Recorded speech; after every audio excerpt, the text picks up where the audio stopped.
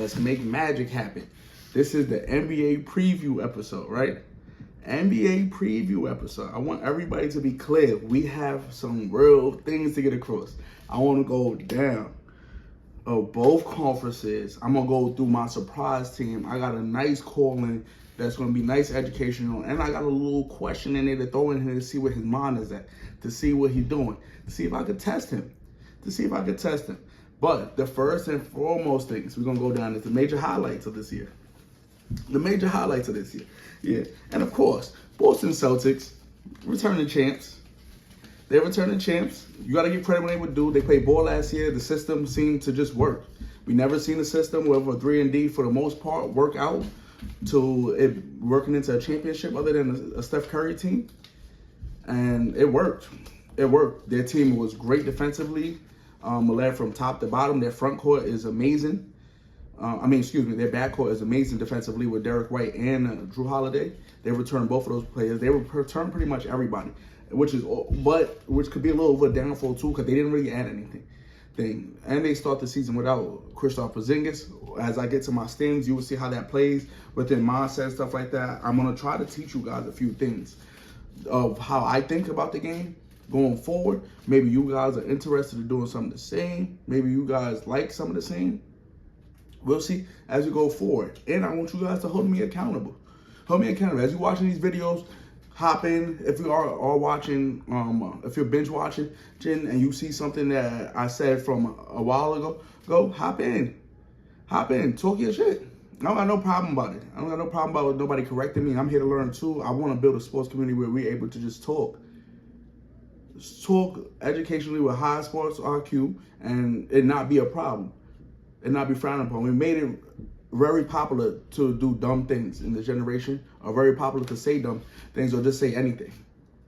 And that's not what we're not going to do here. That's not what we're going to do here. In this platform, we're going to do a little something different with it. Truthfully, we're just going to do something different with it and try to promote some high IQ sports.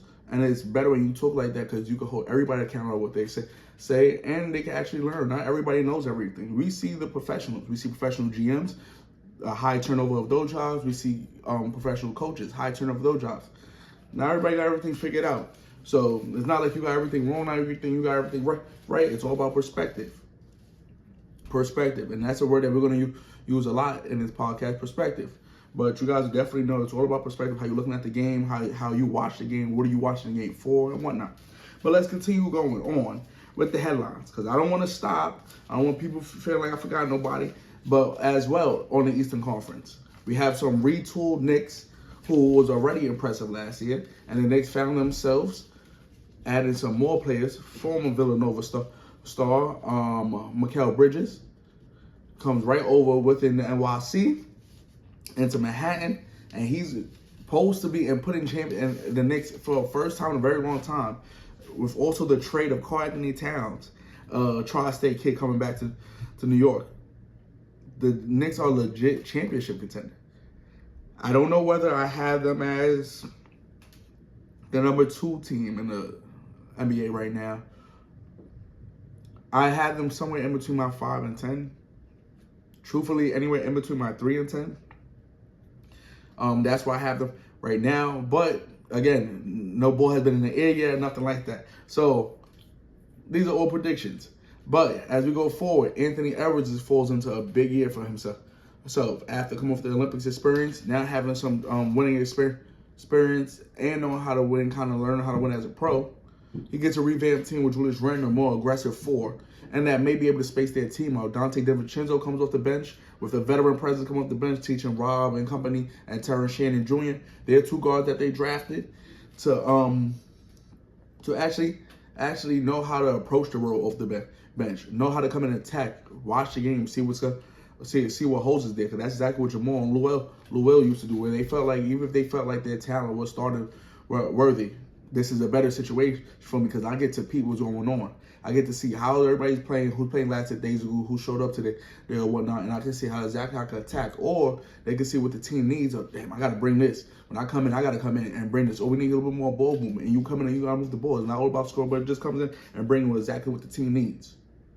So, for the most part, our headline just keep going on, and we're going to fall into Memphis.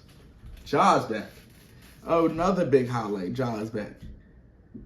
Like, man, I want to tell people that I feel like we forgot too much about Memphis. And we will get through this more throughout the episode. But I feel like we forgot too much about Memphis. We've taken a step back on Memphis a little too much, I think.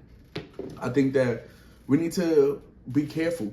We watched them go through injuries the last few years with all suspensions with Dylan Brooks, John Moran, Marcus Smart, Brandon Clark. All of them dealt with injuries or suspensions or both. And now this year, hopefully, they can finally put the health together. This team is nicely put. Remember, this team was just in the West Conference Finals 2 years ago. 2 years ago. That's how fast we get forgetful. That's how fast you get forgetful, guys. I just want you guys to be aware where this team was not that far away from an NBA Finals appearance, and they weren't that far off as a team, period.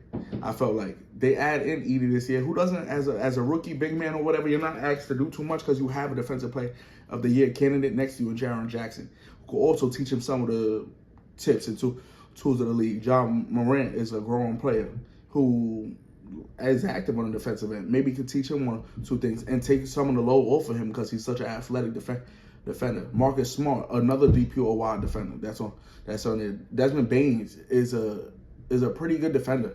I don't want to say elite, but he's a pretty good defender. Stout guy. G.G. Jackson, long and a pretty good defender, I would say. Especially for a young guy, he continued to get better, but a pretty good defender. That's a pretty good defensive team if they can figure out they are, I don't want to say scary, but they are a nice team in the West. I do think they make the playoffs. I do think they missed the play-in and make it into the original playoffs, so they're 1 through 7. I'll tell you exactly my guys 1 through 8. We'll get into the play-in, or I may post the play-in as far as my standings as well as with my standings. But I know for 1 through 8 is really what I was focusing on. And we could skip the headlines now. But for the most part, I feel like we touched on a lot of headlines other than Kyrie and Luka. Big year for the Spurs. I apologize, I didn't touch on that. The Spurs, huge year for the Spurs. But I want to get you guys to my standings. And then after that, I think we're going to take a nice jump into one of the segments. We may do the call-in. How about that? All right. Well, first things first, we're going to go through the West. And I feel like, again, no wrong answers. Predictions. No wrong answers. But for the West, I have OKC adding in some defense this year with Alex Caruso, who's an All-NBA defender, All-NBA type defender as well. You have Harrison, who's a hustle player.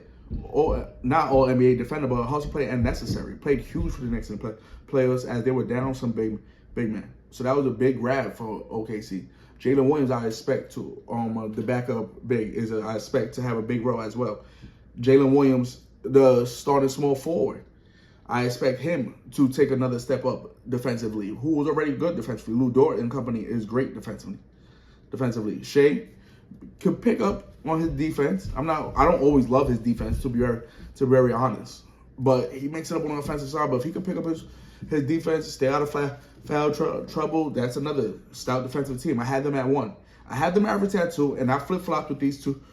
And the whole top 4, I was a little questionable how I wanted to put it in order. But nonetheless, I had them average at 2 just because I think a full year and a full offseason of P.J. Washington and Gafford, additional with Lively taking another step in year 2, because people forget he was only a rookie last year. They also grabbed another big man, like a 7'4" big man, who's been putting in some I would say playing some pretty good basketball, I would say. Pretty good defense at the rim and whatnot, and some small minutes. So with the front court, they have a pretty good front court, and when you're hoping a team that has Luka Doncic and Klay Thompson and Kyrie Irving, that you could figure out their front court, and they seem to figure it out. Their backcourt, including Klay Thompson, is Luka and Kyrie. Them two weren't struggling. They were looking for the other production from other guys. Maybe added in Klay Thompson pushes you over the top and may give you what you need. Klay Thompson's also looking to pick it up off of a down year last year and looking to show that he still got it, which some people are questioning. he's looking to possibly prove it to his peers as well. Well, because I watched the Clippers. I watched the Warriors willing to trade him within conference. For some people, that means something. But I have them at 2, thinking that Jason Kidd and company figure it out. That 2 is not as much moving pieces as other people. Other people are trying to fit certain things in. Certain other people lost some players, so they have to make up for that. That's neither here nor there, though. I have the T-Wolves at 3. And this is why I have the T-Wolves at 3. As great as they are, I think that they lost a step on defense. You're going to have to find time for you guys to gel. So that's going to be some early games within the first 15, first 20 games that you're going to be taking some bumps in the road because you're trying to gel for real. You're looking towards the playoffs. All these teams within the top 4 is looking for the playoffs and possible chip contention. So you're looking for pieces that will help you in the playoffs, stopping habits that help that get you out of the playoffs or that can help you in the playoffs build better habits. You're looking for certain things. Having to fit in Julius Randle, Anthony Edwards, and Julius Randle, not worried about stepping on each other's toe, but really playing ball and getting to it. That's going to take a little time. It may work at first, but it may take a little time too. So at the same time, I have that costing them a couple games early, which I don't think OKC and the Mavericks necessarily have to do, especially not offensive playmakers that they're not inserting, or especially not ball handlers, let's say. Klay Thompson will be playing more off the ball for the Mavericks. I think that Caruso being added in and Harris Stein, they will be having to worry about you have 2 with the Mavericks and OKC, 2 of the most usage players in Luka and SGA. They're going to have that ball a lot. They're going to make a lot of those decisions. Usually they do a good job at it. So you're really looking up to spot up and shoot unless your name is Kyrie Irving on that team. The T-Wolves don't have that luxury right now because they have to figure out how to bring up 2 offensive, to have to fill in 2 offensive playmakers. Now, of course, Ant is 1. You have a nice 2 in Julius Randle. All NBA player that averaged 28 and 11. So that's a substantial 2. I will say. You have, and I'm going to speed it up a little now. I have the Nuggets coming in at 4. I love the addition of Russell Westbrook. If they keep him coming off the bench, I love it even more. I love the addition of Russell Westbrook. I think stuff like that moves the needle for certain teams. They definitely have moved the needle a little for me off the bench. You losing certain players over these last few years, like Bruce Brown and company, you're losing certain players has hurt. I'm going to be honest. And has chipped away. And this is what I'm referring to with the Clippers. This is with the Celtics. That they need to learn from the Nuggets' mistake. That the Nuggets did not add anything the year after they won the championship, expected to run it back, because they feel like they were that far ahead of the league. And now they're arguably not top 3 in their conference.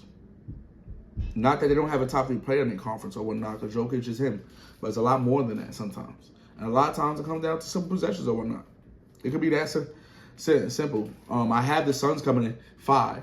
I have the Suns coming in 5, adding in Tyus Jones, hopefully a healthy Bradley Beal, and a Nurkic is big. And I will tell you why. Because when you have someone like Bradley Beal, who is potentially lead the league in scoring, and adding a Tyus Jones, who was huge for Memphis when they made their conference finals appearance. Tyus Jones is one of the smartest point guards in the league. Maybe not the most talented, scores the most points, but one of the smartest point guards in the league. He puts them in great position. He could put them in a great position. Help Nurkic out a lot. Help KD and Book and Bradley Beal not have to have the ball in their hands and be able to get open shots, create action and stuff like that for them without the ball in their hands. Devin Booker had just learned how to play winning basketball without the ball in his hands and whatnot, and playing more of a role like he did in Kentucky, and reminding him of that. He hasn't had to play that role since he joined the NBA. So remind him of that and showing him that you could win at the highest level with this situation. So having to sometimes sacrifice stuff like that can benefit you. It's not a negative for you. So it can benefit you 100%. And I think that was a big thing for them. And I don't think that powers them over the other team. They sure do have the talent, but I think there is still a defense deficiency. I think that they still have to figure out a few things for sure on that end. But I do think that their offense may be able to be figured out. And just like OKC, that powered them a lot last year. And OKC was a top 10 defensive team, though. Don't get me wrong. But I think that this team could find itself within the top 20 top 15 and find themselves within the top 5 seed. Every star has something to prove for the team. They're hungry this year to get at something. Now, this is where we start getting tricky. 6 through 10. And I'm going to mention the other two for you guys, like I referred to earlier, that I may mention the playing teams. I have the Kings coming in 6, Rockets coming in 7, Grizzlies coming in 8, Lakers coming in 9, Spurs coming in 10. And if you don't hear the Warriors or Clippers and ask me why, we can talk about it. We can definitely talk about it. Let's start off first. Clippers are injured. Losing Paul George and company, they didn't add anything. The players, according to the players in the team, they did addition by subtraction. Supposedly, they think they're better without Paul George on the team. Now, not having Kawhi Leonard hurts because this is the whole experiment from the start of that. Or also adding in Harden, the whole experience going into the playoffs is hopefully Kawhi is so great in the playoffs, and these two just don't have to do but so much in the playoffs that it could get it done. Hopefully he could just finish the games or whatnot and get it, and that will get it done for us. And that wasn't the situation. They had to move on. So now you're just trusting on James Harden. You're trusting in Terrence Mann and Norman Powell as the household names of this roster, and I don't believe that's going to get it done in the West. I'm sorry. I just don't believe that's going to get it done. Kawhi is out indefinitely for right now, and I think the closer they get to the end of the season, as they see that the season's pretty much a fluke, and that they could gain a draft pick in a healthy and a huge, deep draft that's coming up. That could be a game-changing draft for a lot of franchises. I think that they decide to sit here. I do think that they decided to sit there. So that's the reason why I have them out. The reason why I have the Warriors out, they have a lot of stuff going on money-wise. You're now going to need someone, and not that Klay Thompson was producing amazingly, but you're going to need to find someone to fill in his points, fill in some of the little things he did for that team, some of the little quiet leadership things. You have someone now. You're going to need Steph to speak more and be more of a leader. You're going to need him to speak more and be more of a leader. This is why LeBron was added to the NBA, to the Olympic team. You needed a vocal leader. You needed a real vocal leader. That's someone that wants to be a vocal leader. Steph is not always comfortable with that. Draymond is always not the positive leader or doesn't do the things that you need the right way. And this is a very fragile team. Kuminga has been the only young player that has not gotten paid on this young team, and he's up for or seeking a max deal, should I say. Moses Moody just got paid, and it seems like every year we speak about this on friction in this locker room. We may have watched the ownership, not the ownership, but the front office kind of call it. They added in Buddy Hield, but that's not substitute for Klay. At least I don't think. People can keep trying this Buddy Hield experiment, but as you've seen in the last 4 locations, it hasn't fully planned out for at least what you want from it. It hasn't always planned out or hasn't planned out yet. Maybe the Warriors franchise, which is an upper echelon franchise, can't figure it out. Hopefully they can't figure it out. I also have, and I want to jump into this. I have the Lakers being ninth, right? I have the Lakers being ninth, Spurs being 10th. The Lakers being ninth for the reasoning of, I think that they're good enough. I think JJ Redick does make some nice switches. As if you were being smart last year, their hardest matchup and the matchup that the last few years that matter are the Denver Nuggets. If they get past the Denver Nuggets, everything else is a question mark. I'm not sure if I have solidified one team other than the Celtics that is for sure better than going into a series. But this year, I'm just not sure guard play or what's going to happen. If they trade for Zach LaVine, yes, I can see them hopping to possibly the top 7 over the Rockets and company. I think the Rockets are extremely well coached. Some people forget because some of the personal issues, but let's not mix personal with basketball. Let's make sure we keep this basketball high IQ sports, and he is an amazing coach. Top 10, top 5 coach in the league. Let's not forget that. Let's not forget that the Grizzlies, like I mentioned earlier, are returning. If they're healthy and whatnot, they are a problem. I think that the West is a serious. I think the West is a serious mix. Now, of course, the 6 through 10 situation is going to be interesting going towards the end of the year, as it's been since the playoff has been introduced. But I think that that a lot of those teams, to be fair, are in question. I think those 12 teams that I mentioned are the 12 teams will be in question for the playoffs or play in. And that's how I think that would shake out. But we can just jump to the East real quick. Let's jump into the East. So I have one coming in as the Knicks. And it's no homer bias, right? But this is why I have the one coming into the Knicks. Because they're the Eastern Conference team with the most talent that will be trying the most. Now, the Celtics may be more talented than them, but they're starting out with Porzingis for a certain amount of games. I don't know exactly how many games, but he's starting out with missing some early games in the regular season. They also have already came out and said that they're expecting their role players and their younger players to carry some of the heavy load in the season. They're not hyped up of the regular season. We've seen it last year where they most do the regular season, but they won. This year they're not interested in the regular season. They won't be interested in regular season. They will find ways to just get by. As well, I have the Celtics coming in second, right? So I have them coming in second. The space in between the Knicks and Celtics and everyone else is too big. The 76ers I have coming in third. Now, I think Tyrese Maxey is so huge. I think that a lot of these games come in huge, but I have the Sixers coming in third off the strength for the fact that despite Paul George missing maybe a week early or two, I'm not that doesn't play a big effect, because I think that does play an effect. But I have them coming in three because they are extremely talented as well, and a lot of people are high on them. But I think that they just, similar to the Timberwolves, need some time to gel. That ball, you have a lot of high usage players on that team, a lot of players that are offensive playmakers. So you're gonna have to figure out for that ball to move. Like, you have possibly the NBA leading scorer on your team if he wasn't injured last year, and the MVP on your team if he wasn't injured last year. That if you get him to stay healthy and you feed him, he scores. He gets it done. Joel Embiid is a problem. He's arguably the best center in the league, if not Jokic. And you guys, they have to figure it out. But I have them at 3. I have the Bucks coming in at 4. Middleton is hurt early in the season, and their depth is not amazing. But I think that they're in a big proving year. I think that people are a little too low on Doc this year. I don't love docking them when it comes to the playoffs. But I do love them during the regular season because Dame and Giannis have a lot to prove. Giannis is very aware of his situation out there in Milwaukee and continues to put pressure on the front office and himself. And I appreciate that as a star, because he's not asking for other people to put pressure on himself. He's doing it. I have the Cavs coming in at 5. So they have the Cavs coming in at 5. I have them with hopefully staying healthy from as far as Donovan Mitchell. I know the jaw injury and the face injury messed up Garland's mental and just messed up his flow last year. Yeah, if Evan Mobley could stay hopefully healthy and Jared Allen could stay healthy, they could be a problem. Their length come playoff time is a serious problem, I think, for a lot of teams in the East, such as Philly, such as possibly the Knicks. The Knicks are more talented than them.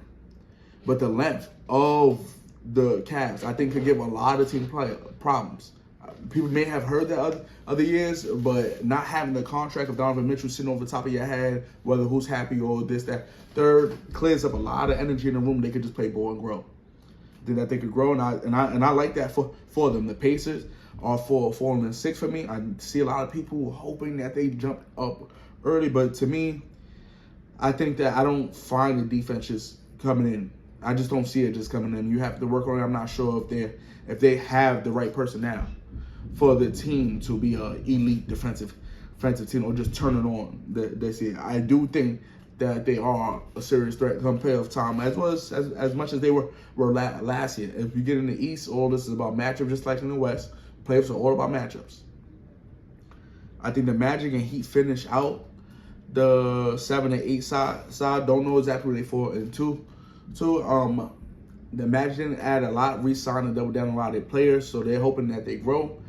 The Heat are hoping that Jimmy Butler, Terry Rozier, Tyler Hero, and all of them are healthy. Added in a center, which a lot of people don't know about, but Cattell Ware is a true center, a true 5, and have Bam at the 4 is huge.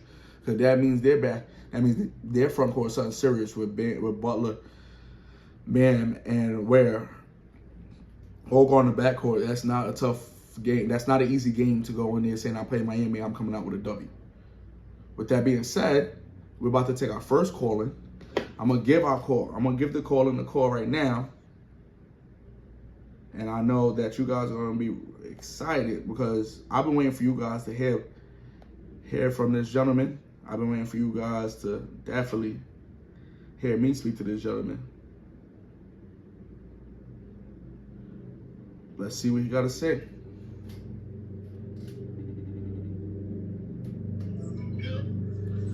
What's up, Ike? You on a podcast? I got 2 questions for you, bro. Talk to me. All right, copy. First question: if you had to choose one NBA team, right, that was going to surprise you this year, let me know who they are and where you got them going. Best case scenario. Copy. Talk to me. Yeah, we top 6 in the West, man. Healthy. Okay, top 6 in the West, healthy. Playing team, but top six healthy. So I feel like at their best, healthy and creeping up on everybody. The surprise would actually be being in 6th place. Anything further than that, then that's on them. You feel what I'm saying? But Yeah. I think that'd be one of the sleeper teams in the West Coast. I think Atlanta would be a sleeper team in the East Coast as well. I think everybody kind of looking at the fact that they had the number 1 pick, but not the fact that, like, you know, that's lottery situations why they had number 1 pick. They have the worst record. I feel like they kind of will have a little better continuity if Trae Young can stay healthy in the beginning of the season. And I think they have an early, you know, start off to the season. I think they'll make the playoffs. I don't know where, probably like 8 to 10. So they make playoffs. So I like that. Yeah, Spurs definitely. I think they made the right all-season moves. They got the right vets to kind of like not only play with the younger guys to call, but also teach them a lot on and off the court. Plus, the way they play basketball is totally different than the norm. So they actually play based off, you know, the game situations and they build as the game goes. And I feel like we kind of got the old Spurs culture back with a whole different dynamic group, but the mindset is there. From when you got guys like Victor being so young with that mentality, and matching the mentality of Chris Paul, who's so old, who's been in the league, and guys like HB, Harrison Barnes, Zach Collins, those type of vets. Just serious in the Well, I forgot the Spurs added in Harrison Barnes. Right. And Zach Collins should be having a good year this year. He actually played well last year. Right. I think Zach Collins is a great, like, come off the bench guy. I think him coming off the bench, like Isaiah Hopkinson was last year. You start getting that 30 million thing, start changing, you know? No, yeah, definitely. Yeah, you got guys for spurt minutes. You know, you got guys coming in and play good 15, 24 minutes. That's kind of like a bridge quarterback in the NFL. Yeah. You know, just having guys that just in case your starter's not there, you know, guys like to sit out, back-to-backs and stuff, rest. Just being able to have guys who be able to play when your starters aren't playing on your court, isn't playing, or somebody go down, because you still win games with guys in the rotation. And Zach Collins definitely, I think Zach Collins is a starter in the NBA, actually, to be honest with you, but I think he's more effective to come off the bench because of defensive situations. All right. And that makes them even deeper come playoff time. Right. My point. All right. Well, we talking about, you mentioned Harrison, right? And Harrison went to OKC. So I got a little question, right? And I was telling the viewers before you got on here that I'm going to try to make you think a little, and that's going to help them think. So now the question is, with Kawhi's injury, right? It puts them in. OKC owns their first-round pick as well as owns their own first-round pick. It puts OKC in a possible position, and Sam Presti, the Thunder GM, that gives them the opportunity to possibly package. Would you package your first-round pick and Chet Holmgren for the rights to the number 1 pick? Or to Cooper Flag specifically? And if not, do you have another team that could take advantage of an opportunity similar to what I just mentioned for the Thunder? I think everyone will want Cooper Flag, right? Okay. I think everybody will want Cooper Flag. It's kind of like when Vic came in the league, everybody wanted Vic. But everybody knew the reality, like, all right, if I'm the Lakers at the time, I'm the Celtics, I'm the Golden State, I got to make a decision now. Do I want to rebuild this and I have to rebuild this around this if we're going to go all the way full throttle? So that's the thing OKC got to think about as well. You You know, they had a similar situation, being an expansion team, or kind of expansion, switching over to OKC. And then when they built that core, look at those guys that they built, but that was the same similar situation. The little tax situation, $4 million, $4 to $6 million, you lose your star. So you got other guys grooming. You know, you got Jalen Williams. You have, obviously we have SGA. But you got guys like Jalen Williams, who's going to have to get paid for, who's actually a damn good player for them. You got other role players like Aaron Wiggins and core guys of that nature. So now OKC got to figure out, what do they want to do? Are they really investing into SGA? Or was that just like, the time being? Yeah. Now when you make this, Cooper Flag is a franchise player. So he's a cornerstone player. Copy. Right. So now when you bring him in, it's kind of like when you bring a Vic in. So now if you look at how the Spurs went, they drafted before when they had Sal, they had Sohan, and when they wound up getting Vic, now they went and added Stephen Castle. So now all the guys when their big moves was Chris Paul, Harrison Barnes. Look at the age; they went and got older in contracts and stuff like that. So now you got to think about it. The egotistical part. SGA should be the highest paid player on the team. But then when you got a guy like Cooper Flag, that's the guy who could be the face of the NBA. Then you have Chet, who's a guy that they were just invested into, who just started getting it going. They made the playoffs his first time being ready. Mm-hmm. You know what I'm saying? So I feel like there's other packages that OKC has to get Cooper, where they can still keep Chet because he's still under his rookie contract. Okay. And so is Jalen Williams. So the only person that's really under a big contract is SGA. I know Isaiah Joe signed a little small extension, those things. Not small, we ain't making that money, but towards their cap. So I feel like if I'm them, you have SGA, you have Jalen, you have Chet. That's your big three as of now. You can build a big four. And what you can do is you can trade all your other assets in those. They have about 16 picks over the next 7 years. About 8 first rounders. You can package that up. And then you could go and you can start something right there automatically because Cooper Flag, to me, I think if you put him in a winning situation right away, it'd be in a winning situation right away. So if you put him on a team that, let's say you put him on Boston, you put him in these places right down the way, I think he'll have immediate impact throughout those rookie walls. But I think if you put him in a situation where it's about him, that's the total difference. You're still young, you got to build it. That's when you're growing into manhood, adulthood. So you have to have a whole total different mentality with a skill set. It's not just a mentality. You're not just going to bully. You have to be, very efficient with the mindset. So, but I have other teams in mind that I think that should look into, like Utah Jazz. Okay, and give me the package that you would have for Utah quickly. See, like Utah, I think they could just lose. But I think if I'm mistaken, if they lose, it'll be better for them because they'll keep their draft pick because I think they have their draft pick. I forgot who has their pick and it's protected. Okay. Protected. So if they could, they might not be that great this year. They have young talent that I think in the future will be really good. They might not be that great, but I think I could see Utah doing something. Whereas if they lose out, them getting the first pick. Because I don't think just because the Clippers don't make it, they get the #1 pick. You get what I'm saying? So, but it gives you a chance. No, I to clarify, it was that I don't think that they need the #1 pick. So the Clippers, let's say, get a lottery pick. Of course, like you mentioned before with the Hawks, nobody knows how the lottery works exactly because it's a lottery. So they just pick the balls out the, let's say, whatever, the system. But I think that it will be that they don't need the #1 pick. They need a lottery pick and Chet. And then you could try to trade for the rights to that #1 pick. Yeah, if you're trying to trade in this draft, but I think they got a few picks. But now look, just the interesting things. Remember, teams like, Sam Presti, Austin Buford, these guys, they got, and Bob Myers when he was there, almost, and Danny Ainge, these guys they trade for the future. Okay. Right? So when you pay attention. And you're referring to their track history. Right.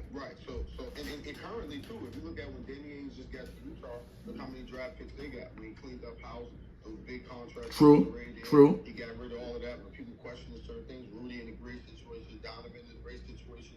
He still got guys still grooming them. Keontae George is gonna be a beast. He's gonna be a beast. You understand? So they grooming those guys. They got the right people around them. They just trying to change the culture of them. I I think Kyle Flip going to Utah showed everybody everything with him being a moment. I think there's something going on with this whole Duke thing.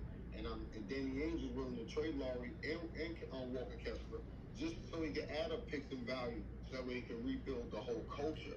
Because they can lose and get the first pick. Yeah. You understand? Rebuild around Cooper Flag that way, or they could put packages together and people could look at their draft picks down the line. All right, Utah might not make it for a few years, so this is good lottery picks. But I also think that a lot of teams is going to do different packages to try to trade. The Lakers have to be in a situation where they got to figure out, if this team could get them somewhere or win a championship. If they win a championship, then they cool. But if they don't win the championship this year, they got to start figuring out their future and how to build certain things. So do they start trading certain guys only to get draft capital because they don't have as many draft picks in this draft? They got like 2 picks in like 3 years from now, something like that. But that's what I think a lot of these teams going to do. Boston might look into doing something. They might trade one of them old assets at the end of the year. They might trade a Drew Holiday. Drew's not known for really having back-to-back great seasons. Yeah. Or they might trade a Derek White. They might trade these guys who signed these deals, or they might trade a Porzingis. Or you could put a trade together of all of them, and you can in 2 draft picks, and probably get a first pick depending on what team might need that. That's good enough for Utah. You understand? So these are things that you can kind of look at now. The Knicks. The Knicks is in a desperate situation where they chase market. Are the Nets going to be in a situation? I just feel like everybody could be in a situation to put packages together, but the Knicks have so many draft picks, so they could go after a star. So the same energy that they go into the star, they could go into building the future as well. They just got Cat. This could be a one and done situation. Mm-hmm. Jalen Brunson could be a one and done. Him taking a pay cut, they could get over and trade him away because they probably don't want to pay the money later on down the line. We see everything happen. We thought they loved Randall. He was out of here, out of nowhere. So yeah, and things change a lot. In fact, these things, but we didn't expect it to happen at the time in that fashion that happened. Dante DiVincenzo, we didn't know there was things going on in the locker room. If people knew, they knew, but we didn't know out in the open. Like nobody knew. Oh, that was a thing. We thought coming in that was going to be a team, Randall healthy, and then boom, they made a move that we thought could have happened 2 years ago. But it happened. I think not OKC. I think Minnesota could be in an interesting situation because you got Najee, Randall, and Gobert all in their player options. Right. You also have Neil Alexander Walker. Right. He also in his last year's contract. So now these guys who got to get paid, or what do you do with those situations? Do you just say dump it and rebuild and build around it, or do you use them as trade assets and you could go sign a trade, go get a Kevin Durant or something that you could try to put a deal together to try to get the first pick or something, or second pick and try to get Ace Bailey. I think there's other guys in this draft as well. Nah, definitely. There definitely is a deep draft. There definitely is. It's definitely a cool draft too. Nah, for a fact. It definitely is a deep draft. Thanks for calling in, Ike, though. But I'm definitely gonna tap in with you again this season throughout the season. We definitely gonna chop it up. Definitely, I appreciate you having me on the show. All right, copy, King. All right, so I've been waiting for y'all to get that call in. If nobody knows who Ike is, it's Visionary CEO. Big influence in the basketball culture. High sports IQ. If you are willing to talk about sports, any sport, but specifically basketball, if you're trying to tap on a high IQ level, tap in with us. We're willing to speak, break down the numbers from front office sports business. On the court basketball, what's in the coach's mind, what's in the player's mind. We can try to talk about it all. Now, I'm going to give y'all some of my quick bits before we get off this. Mine surprised him, and it's funny Ike said it, was the Spurs. I didn't have the Spurs at 6, but he said up to 6, anywhere in between that. Now, I can understand what he's saying. I'm huge on Stephon Castleton. I'm huge on Chris Paul being his mentor. I'm huge on Wemby taking another step. I think he's a lot more comfortable. It is no more feeling the fear. I think that the intentions of the Spurs are a lot different. They're trying to win this year, which I think is big for professional franchises. So Spurs is my surprise team. The biggest letdown, I think personally, 76ers. Many people have so many high expectations after they dive all in. You have all 3 of your stars contracts lining up for the next 4 to 5 years. And I think possible to only 3 finish going into the year, and I think that they will be a first round, second round exit. If you look at matches, I think they will be an early exit again. I think not adding another year to not being to the East Conference Finals with Embiid will hurt. I think it does hurt. I think it does hurt a lot. And I think it's an interesting situation. Now, MVP. I had Luka penciled in at MVP, but two things. If the Spurs are 6, and I have Victor on this list as another possible option, Victor will be MVP. Now, and I heard some people say he was scoring leader. If he's scoring leader, I think he's also MVP. If he's scoring leader, that means 30 points a game. He was averaging about 25 to 23 last year. If he ups it 5 more points a game, and those are big baskets, with Julius Randle on your team, they will be top 3 and possibly top 2, or if not one, the number 1 seed in the West, and we'll be going into that playoff smoking. So that means Ant took it up another level.